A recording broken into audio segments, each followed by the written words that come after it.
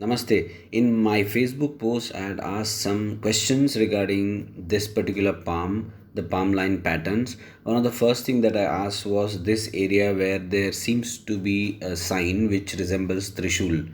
Then I had asked about a pattern which resembles dwep, and then I had asked about the mercury line which is the Buddha Rekha, and the shape or why it is called marak. Okay, so these three were the basic question, and then I had asked two other questions which were, why is the Jupiter line showing some characteristics of tail? That means why there is a Ketu effect on the Jupiter. This is exactly what I had asked. Now you can see that there seems to be nothing that indicates that there is a tail here, but if you look at it carefully, then you will realize what I'm trying to say. Yes, look at this, and this is thinning out at this point, and hence I asked whether there is a tail effect for the Jupiter. That means whether there is a Ketu effect for the Jupiter. Then the other question was regarding the fate line, the Shani Rekha. Of course, that I am not going to discuss in this particular video, because that comes under the advanced astropalmistry predictive techniques, and it will be difficult to explain in this video. So first of all, we'll look at the symbol which seems to be like, which looks like a Trishul. However, if you look at it carefully, you will see that these two fangs joined are joined here. There is a gap.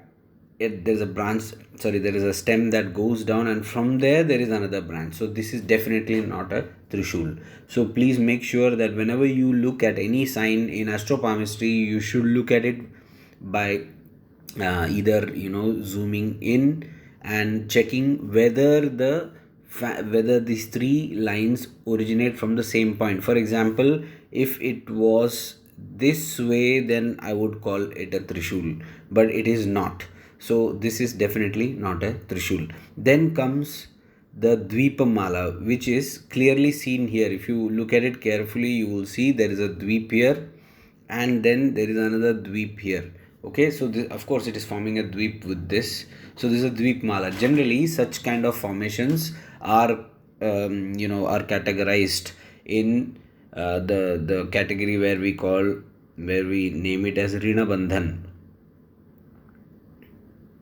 Okay, Rinabandhan. And generally, when there is a Dvipmala like this, age 43 to 44 is the time when the person gets mukti. That means he comes out of this.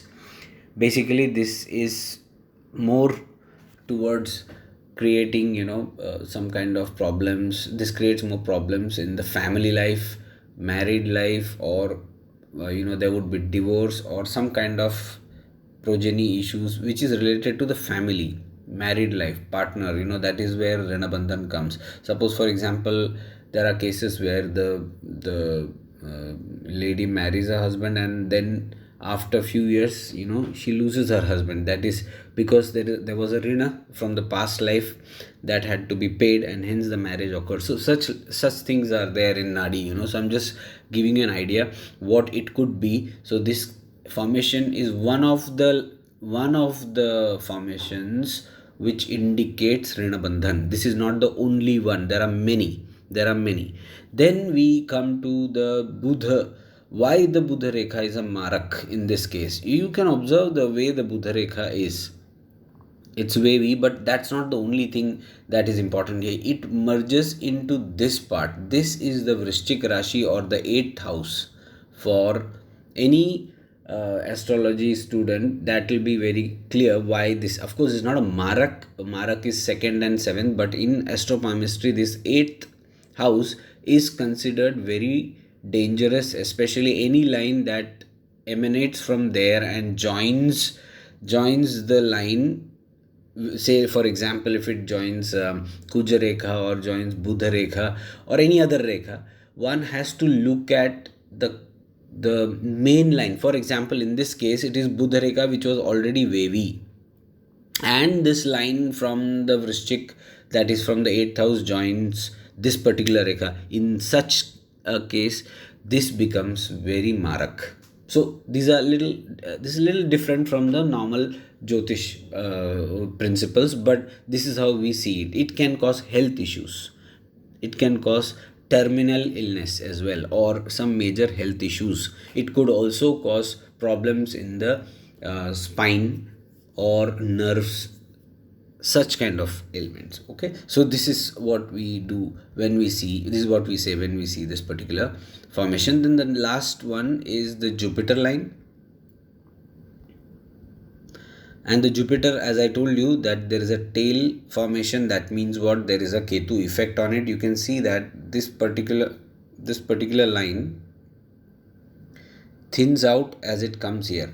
But what is interesting to note here is that this Rinabandhan Rekha also is almost touching this. It means that at the age either 43 or 44, this native, because Jupiter on transit Jupiter, when transit Jupiter touches Ketu, natal Ketu, then a person generally, experiences some spiritual, stuff, or may meet his guru, or visit some, places which are religious, so and so forth. But in this case, what we have to see here is that the Jupiter is crossing. After the Jupiter crosses the Ketu, I mean, the person will have tremendous problem when the Jupiter touches Ketu, in terms of heart, in terms of health issues, sorry, not heart, in terms of health issues. Okay, but the moment it crosses, that means it passes out of the Ketu. This line is showing that particular path. It means this Rinabandhan also will be over. That means the person will come out of that debt. Once this particular Jupiter touches Ketu, it will aggravate, it will increase, maybe causing some health issues or some unhoni, untoward incidents. And then after it crosses Ketu, that problem of Rinabandhan or debt will be permanently done and dusted. Okay. Last, the Shani Rekha. This is a very complicated formation. Looks very simple when you look at a palm, but it is not. Anyways, in the next video, I will explain that. For those who are doing advanced astropalmistry, the video for advanced astropalmistry is not shared on the YouTube. It is private. Only for those very close, friends, I share it. But here we will just restrict ourselves to these 4 points which I mentioned in the Facebook post. Dhanyavad.